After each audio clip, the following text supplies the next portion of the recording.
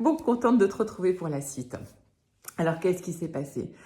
Tu es parti ou il t'a quitté, vous avez eu une belle vie, des enfants qui sont grands, vous vous êtes rencontrés quoi à 25 ou 30 ans, vous aviez tous les deux le même âge, il était beau, tu étais belle, vous avez mûri ensemble, vos goûts se sont forgés ensemble, l'un a influencé l'autre, l'autre a déteint sur l'un. Peut-être même que tu l'as aidé à grandir, que tu lui as appris à s'habiller, à se tenir en société, que tu l'as épaulé dans son ascension professionnelle.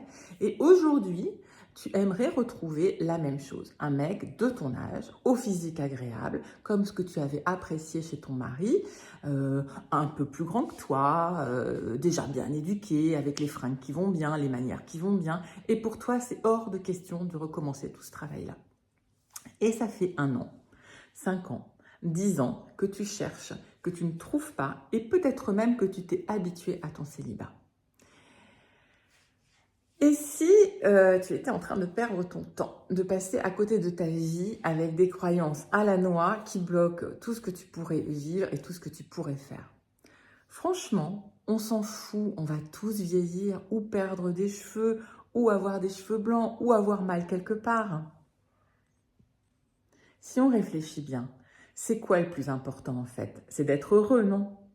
Alors, je t'invite à redéfinir tes priorités et en faire la liste sur un papier et à rayer définitivement sur cette liste tout ce qui n'est finalement pas si grave que ça. Et ne garder que 5 critères ou valeurs. Tu as envie de quelqu'un qui s'investisse? Alors, c'est peut-être pas grave s'il a 5 ou 10 kilos de trop, d'autant que ça peut se perdre. Tu as envie de quelqu'un de dynamique avec qui tu vas pouvoir sortir, voyager. Alors, est-ce que c'est si grave que ça qu'il ait 6, 7, voire même 10 ans de plus que toi? Et s'il est en forme? Moi, tu sais, je connais des gens, et notamment des hommes de plus de 10 ans que moi, qui sont bien plus plan-plan que l'homme avec lequel je suis et d'autres personnes de plus âgées. Tu as envie de quelqu'un de fidèle ou quelqu'un sur qui tu puisses compter? Alors oui, un homme gentil, c'est peut-être ce qu'il te faudrait. Et si tu mettais de côté tes préjugés sur la gentillesse, parce que c'est pas parce que tu as connu toute ta vie des hommes qui t'ont fait souffrir que c'est le genre d'homme qu'il te faut. Bref, je pourrais te donner des kilomètres d'exemples comme ça pour chacun de tes critères. Donc, reprends bien tes critères et demande-toi s'ils sont vraiment essentiels. Et, euh, et vraiment, je ne dis pas qu'il faut revoir ces fameux critères à la baisse, mais de définir tes besoins. Parce que sinon, je peux te garantir que dans 5 ans, tu risques d'être au même point mort de ta vie sentimentale. Je pense à un truc.